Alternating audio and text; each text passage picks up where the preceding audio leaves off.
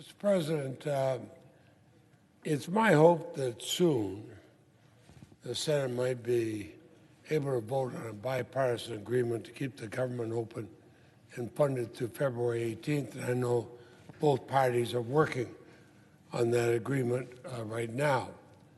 And I wish those who are doing it good luck. I've certainly been working hard with the Appropriations Committee to help on that, as have others. In fact, the only thing worse than running the government under a continuing resolution, a CR, is a government shutdown. A shutdown only hurts the American people. We know last time we had one, it wasted billions. Thank the chair. It wastes billions in taxpayer dollars. And with the agreement that I anticipate, I'm glad that the bill will include critical funding to support Afghan refugees as we help them get resettled here in the United States. These brave women and men were our allies through 20 years of war, and we have an obligation to support them as they begin their new lives.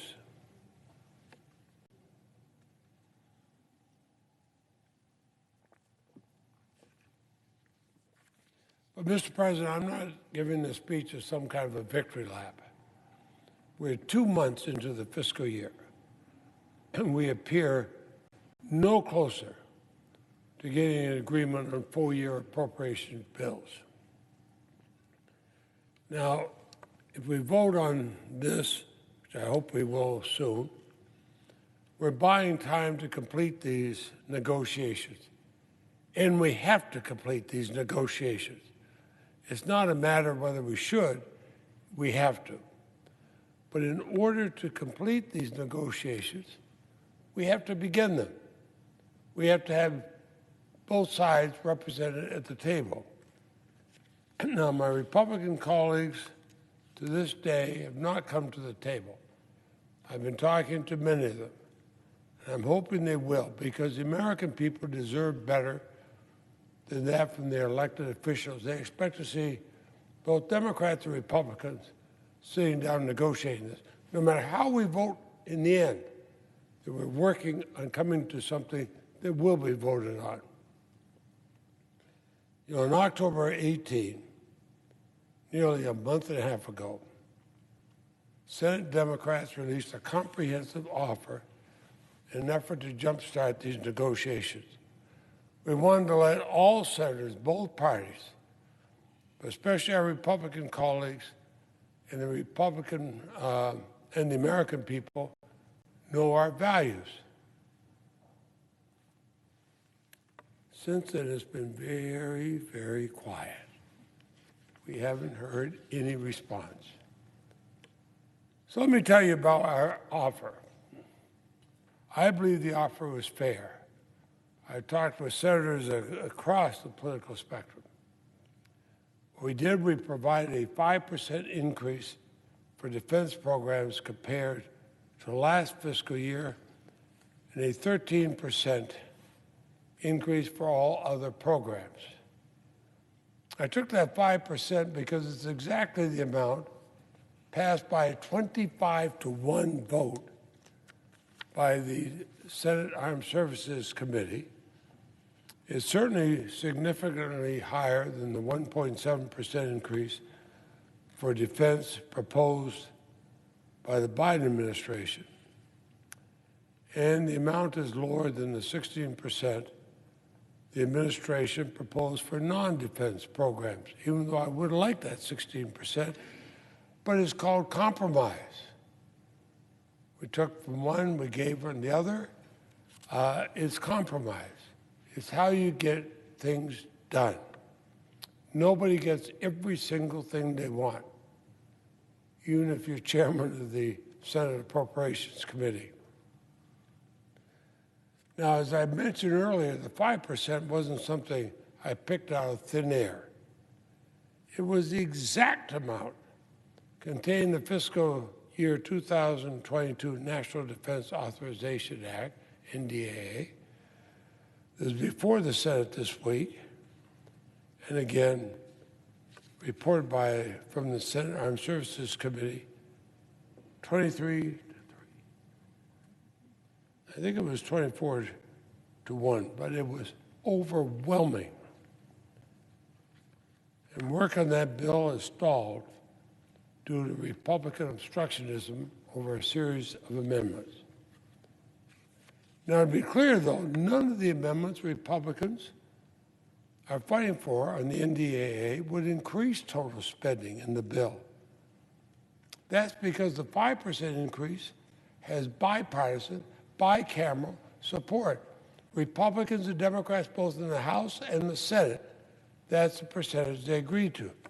Republicans unanimously endorsed the 5% increase when the NDAA was marked up in the Senate Armed Services Committee.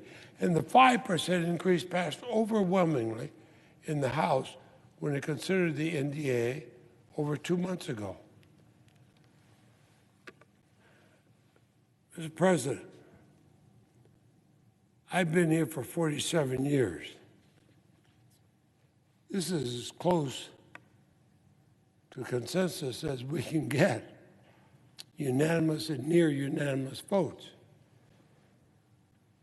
So I have to ask, why not take yes for an answer? Now, if I was a cynical person, I would think this delay was deliberate.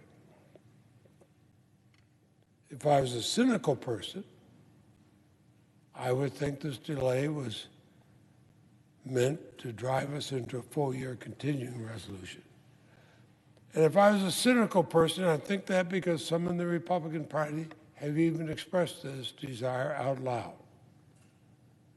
But for a party that claims to care about a nation's defense, I suggest they do the math.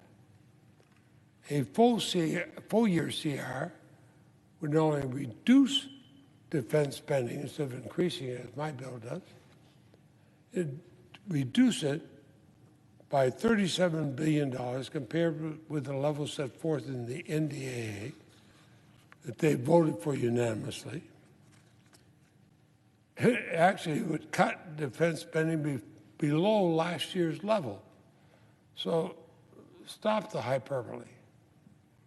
Stop the rhetoric. Deal with the reality. And I have to ask those Republicans who are advocating for a full-year CR, is there support for our nation's security merely political theater? I'd hope not, because what they're asking for is a tremendous cut in defense, not an increase. But also I look at the non-defense area. The impact a full-year CR would have on American families in all corners of this country is equally unthinkable. Housing, education, child care, critical health care program, every one of these are at risk under a full-year continuing resolution. Now, I can't possibly imagine that any senator in either party is going to go home and say, oh, I support huge cuts in housing, education, child care, and critical health care program. I cannot possibly believe that's an outcome the other side would endorse, but that's what they're asking for in a CR. And every week, it seems I receive letters from advocacy groups and industry associations, both those that are normally associated with the Republican positions and those normally associated with Democratic positions. And they all say the same thing. They detail the problems that would come from a full-year CR and asking that we do our job and enact full-year bills. Among those include the National Defense Industrial Association, the Aerospace Industries Association, numerous veterans groups, all groups that we say we support. In fact, Mr. President, I'd ask consent the sampling of these letters be placed in the record at the end of my remarks. Without objection. Now, I thank the chair. Let me be clear. Refusing to come to the negotiating table undermines national security.